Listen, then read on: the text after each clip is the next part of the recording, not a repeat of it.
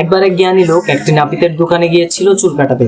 তখন ওই জ্ঞানী লোকটি বিভিন্ন বিষয় নিয়ে সৃষ্টিকর্তার প্রশংসা করতে লাগলো। সে বলতে লাগলো যে সৃষ্টিকর্তা আমাকে এটা দিয়েছেন, সৃষ্টিকর্তা আমাকে ওটা দিয়েছেন।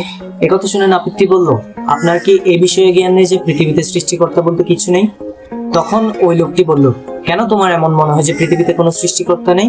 তখন নাপিতটি বলল, যদি পৃথিবীতে কোনো সৃষ্টিকর্তা আদৌ থেকেই থাকে, তাহলে পৃথিবীতে কেন এত দুঃখ দুর্দশা, কেন এত মানুষ অনাহারে মরে যাচ্ছে? তখন ওই লোকটি ভাবনায় পড়ে গেল। ঠিক এর কিছুদিন পর ওই লোকটি একটি পাগল ধরনের লম্বা চুল দাড়িওয়ালা মানুষকে নাপিতের দোকানে নিয়ে আসলো এবং বলল, আমার মনে হয় পৃথিবীতে কোনো নাপিত নেই। তখন ওই নাপিত লোকটি বলল, কেন আপনার এমন মনে হচ্ছে? তখন ওই জ্ঞানী লোকটি বলল, পৃথিবীতে যদি কোনো নাপিত থেকে থাকতো, তাহলে কেন এই মানুষটির চুল দাড়ি লম্বা, কেন তার এগুলো পরিষ্কার করা যায়নি? তখন ওই নাপিত লোকটি হেসে বলল, তার চুল দাড়ি পরিষ্কার হবে কিভাবে, সে তো আমার কাছে আসেইনি।